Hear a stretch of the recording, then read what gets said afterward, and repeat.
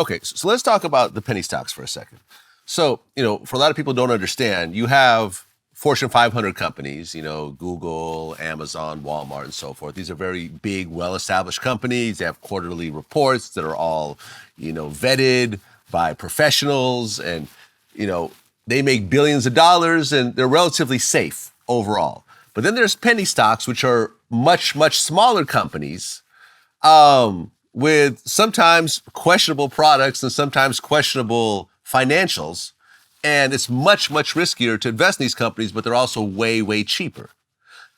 Out of all these penny stocks, what percentage of these companies are just completely illegitimate and just scams? Like sometimes you see these like delis that are valued at like $1 billion. I know the guy, by the way, he's a friend of mine. Okay, you know what I'm talking about. I know the guy who owns this deli, and I don't know anything about the deli, but somehow he owns this deli that is valued at $1 billion. Right. It's like one deli. Like, it's not even like a string of delis. It's one deli somewhere and it's valued at $1 billion because the penny stock went through the roof.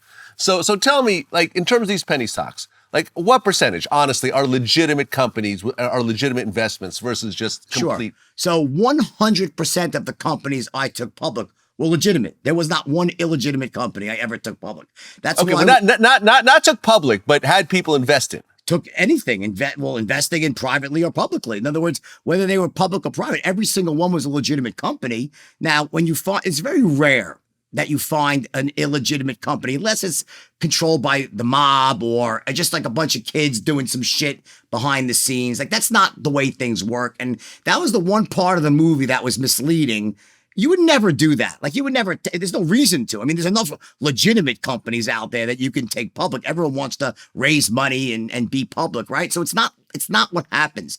It's a speculative company. It might have, management that's not up to task, but you would never, unless you got fooled, no one in their right mind would ever float a company that didn't exist. It's ridiculous because there's enough companies that exist. What happens is when they're thinly traded like that, usually there's one entity, whether it's a brokerage firm, a newsletter service nowadays, or an internet chat room, where they get behind the stock and they pump that stock up to an artificially inflated value. So it's not that the company's not legitimate, it's there, but it's not worth nearly what it's being valued at in the market. Hence the deli. There's a deli, I'm sure. Listen, I don't know the deli. I've never been there, but I'm sure there's a deli and it's like operating and it's probably worth maybe $500,000, but you get it? So to say it's an illegitimate company, it's not an accurate statement. It's just it's a manipulated stock.